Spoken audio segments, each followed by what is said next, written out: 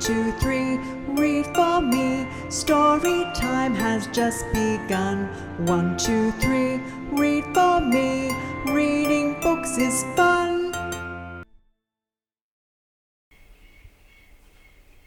Hugless Douglas by David Melling. One spring morning, a big yawn came from the back of a deep, dark cave. It was a young brown bear, and his name was Douglas. Look at that yawn. And he has his little bear too. "I need a hug," said Douglas. So he wriggled out of his pajamas, brushed his hair, put on a scarf, and went to look for one. "My best hugs are big," thought Douglas. So he went up to the biggest thing he could find, wrapped his arms all the way around, and he gave it a squeeze. It didn't feel quite right. "Ooh," grunted Douglas. "It's a bit too heavy." Oof! Douglas fell over. "My best hugs are tall," thought Douglas. So he went up to the tallest thing he could find. He hugged the bottom, he hugged the middle, and he hugged as high as he could reach. But it was all wrong, and it had splinters. "My best hugs are comfy," thought Douglas, and he trotted towards a cosy-looking bush. He cuddled the bush, but something felt very odd. The leaves quivered and trembled. What's in the bush? And then it ran away. Look at Douglas, he's quite surprised. "Give us a hug," cried Douglas. "No," baaed the sheep. "We're too busy." He scooped up armfuls anyway, and he tried to cuddle them gently, but they kicked and squirmed and didn't like it at all. Oops. Poor Douglas. "Why can't I find a hug?" he said.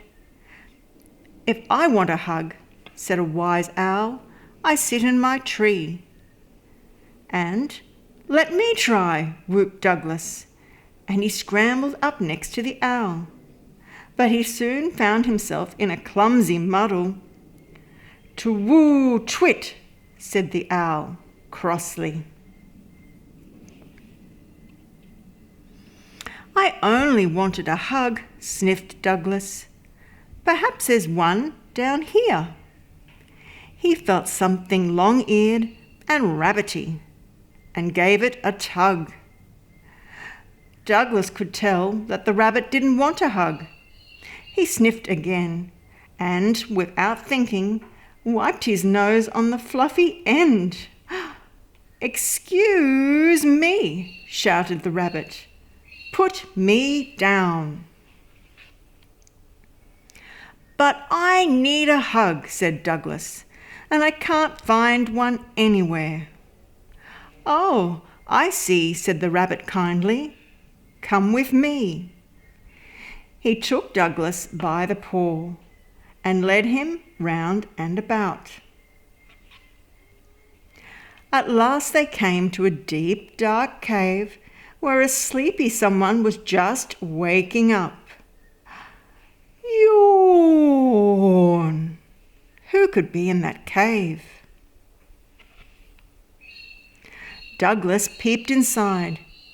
He had the funniest feeling that he knew the someone very well. "Hug?" asked Douglas, and ran as fast as he could towards... Here's Mum. Look at that lovely hug. Douglas with his mum. "Come to think of it, my best hugs are from someone I love," said Douglas, and he snuggled into the biggest, warmest arms he knew. And here are lots of types of hugs.